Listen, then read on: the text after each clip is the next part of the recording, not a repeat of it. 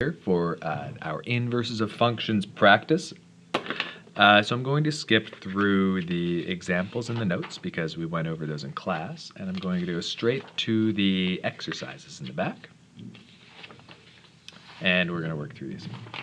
And I hope I've got enough room here to work. I might not, actually, so I may transfer over to another piece of paper. You know what? I think I'll do that preemptively. I've got some beautiful colored paper here. All right, so let's do orange. Okay. Let's start with question 1. It says, let f be a function, and f negative 1, or f, the inverse of f, be its inverse. Okay. So how does the domain and range of f relate to the domain and range of f minus 1? Okay. So if we can imagine, I'm going to make up a function. I'm going to make up a function f. And f performs this reaction. It takes some inputs, 1, 10, and 100. And it's going to return as an output, let's say 1 maps to 2. Let's say 10 also maps to 2. And 100 maps to 50. Why not? Okay, great. And so what would f minus, or the inverse function of f do? Well, it must take those outputs, 2 and 50, and map them to the inputs of f. F negative 1's outputs are f's inputs. So by definition,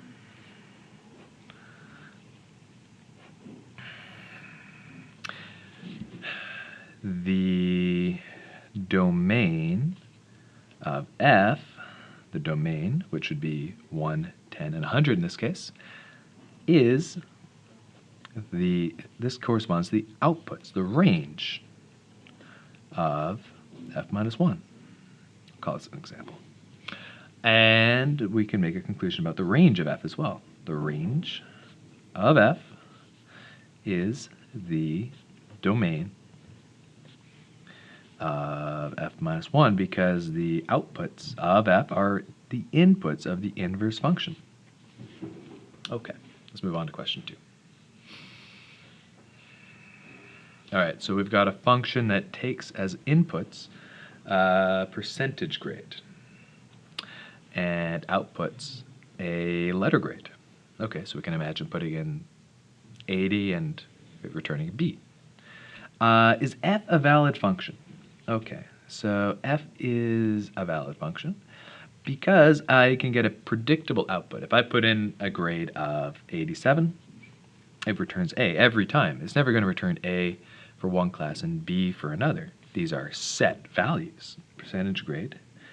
It will give a predictable output. So yes, f is valid. I might go a little deeper. I might say every input maps to a, let's say, reliable output. Oops. Okay. Great. And so, for example, 58%, that maps to C minus every time, and 71% maps to a C plus every time, and 88% maps to an A every time. Okay, cool. So B, what does the inverse function do? Well, the inverse function will take a letter grade. So f minus 1 will, as an input, a letter grade.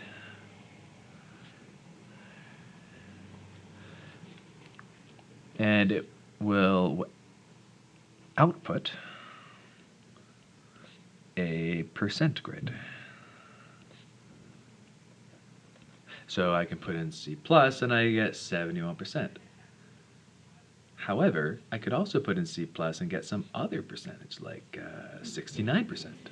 So we run into trouble here with C. F negative 1 is not a valid function. for example, and I might give an example. I can prove that it is not by giving one instance that it doesn't work. The input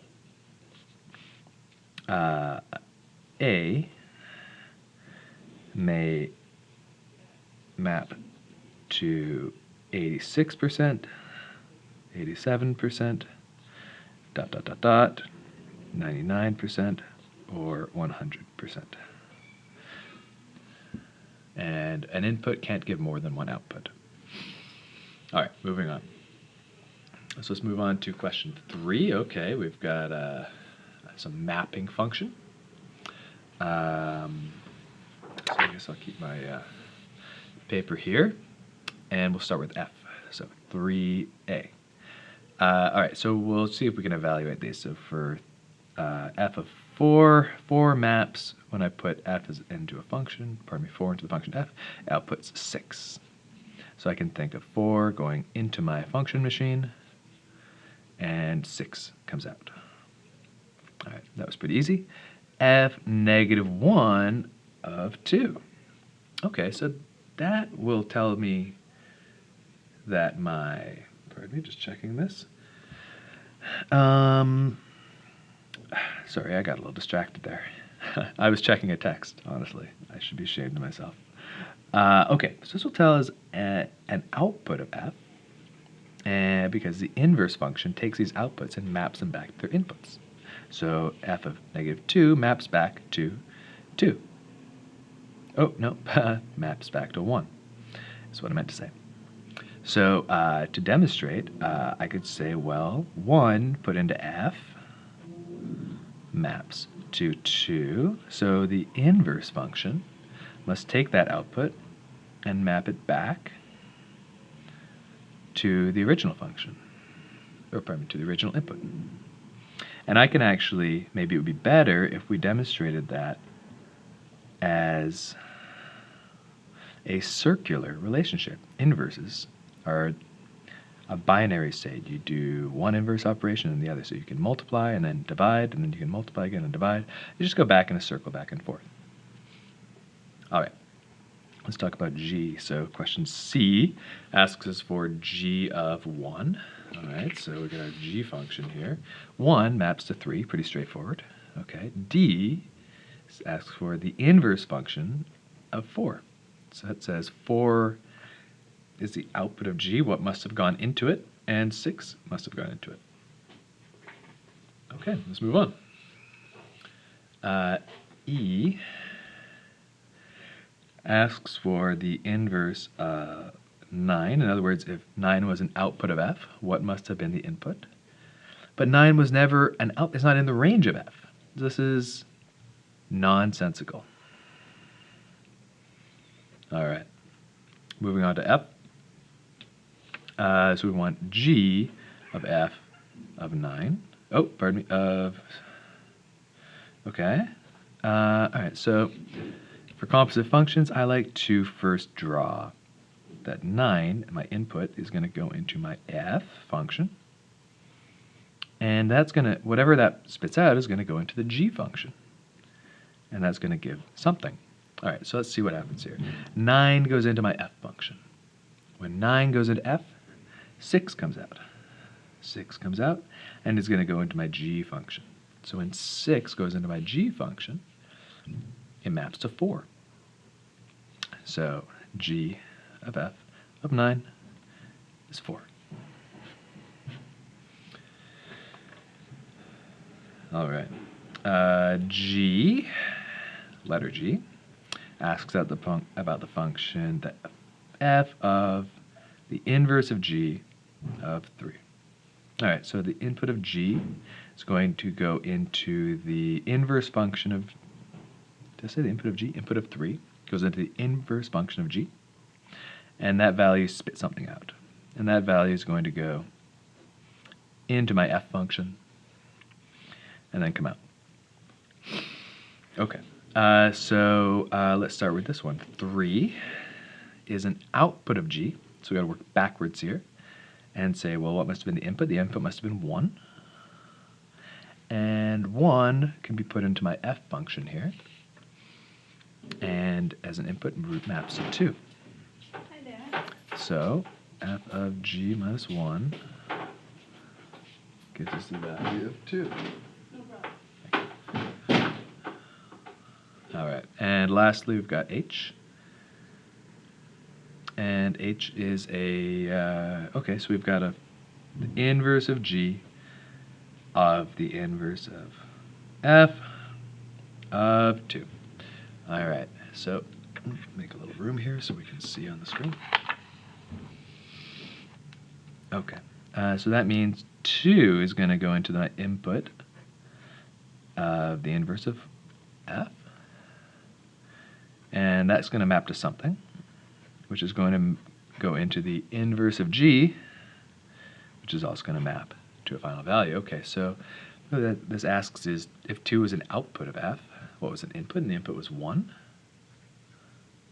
Okay, and if that is now an input of the g negative 1, oh, okay, that doesn't work. This is not in the range. We would say this is nonsensical. If this had said 1 maps into the g function, not the inverse of g, then we would have mapped straight to the number 3. But because we're going backwards through g, we would say that is nonsensical. Okay, let's move on.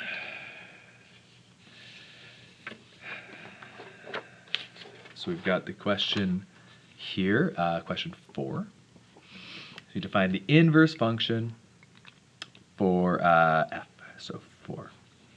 So the first step here is we're going to say we're going to replace f of x with y, and that's just for simplicity. It's also good to remember that f of x really maps to things on the y-axis. And so there's a reason that we can interchange f of x with y. It's not just a simple substitution. We're using the letter y for a reason. Then we're going to switch them.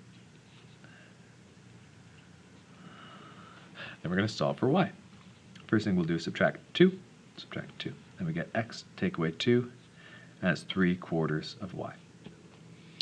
Oh, can't quite see there. All right. And that's fine. Now I need to, well, I mean, 3/4 is being multiplied by y. Any grade 12 students not yet on the 5th floor, please make your way up immediately. Thank you. All right.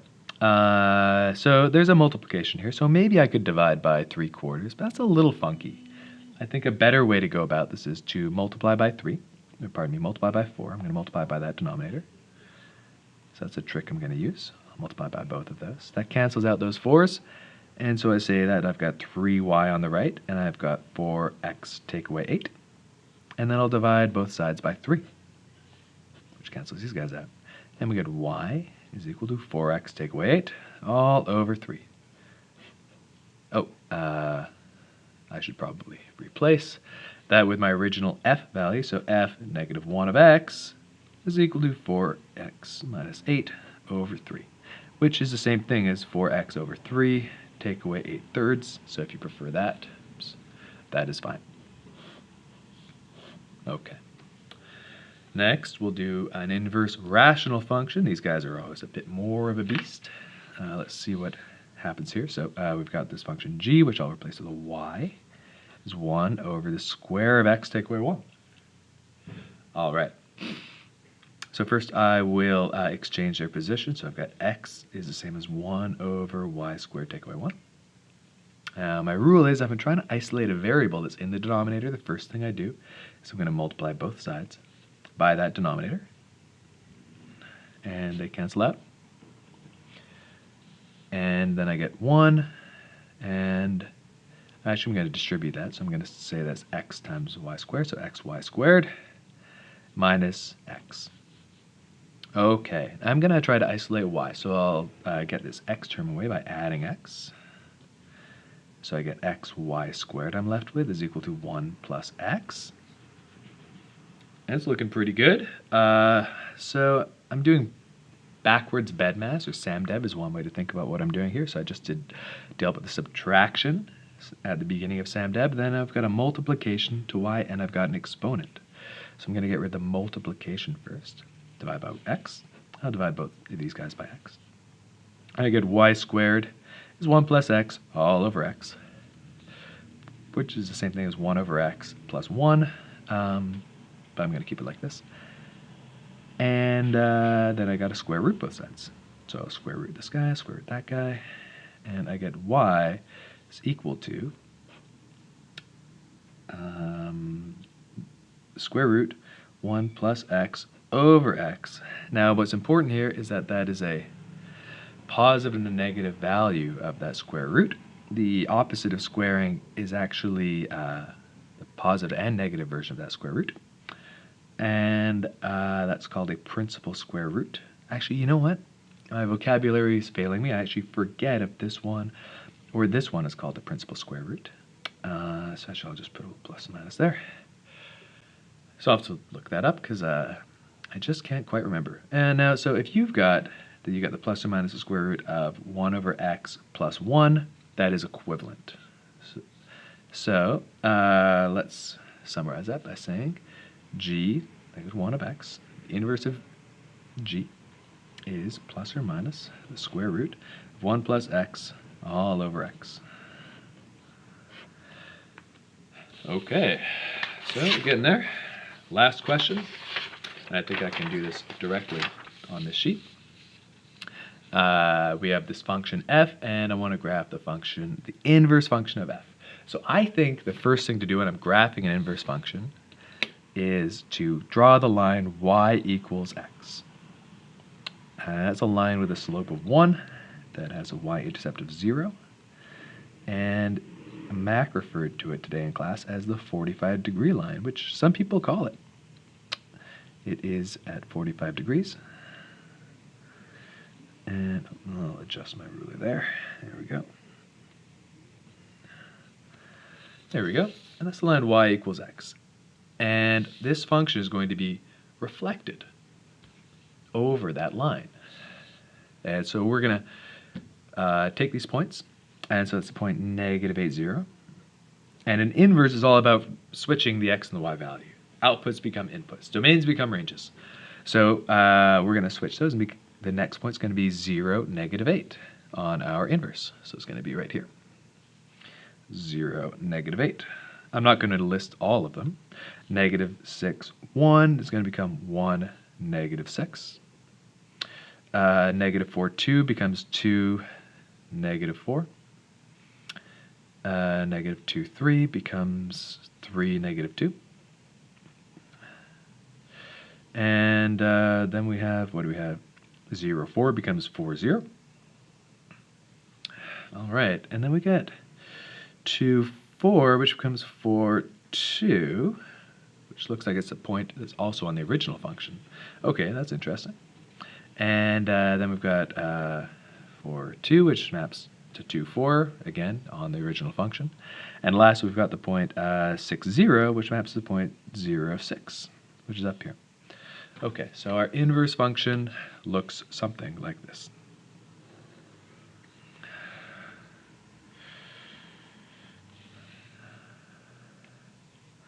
And I might take a second to look back and ask, does this look like a perfect reflection over this line? And you know what, maybe to emphasize this, because I maybe, in retrospect, shouldn't have used black. It doesn't really pop in the way I want. So I think I'm going to use some highlighters here to really emphasize which was the original function and its values.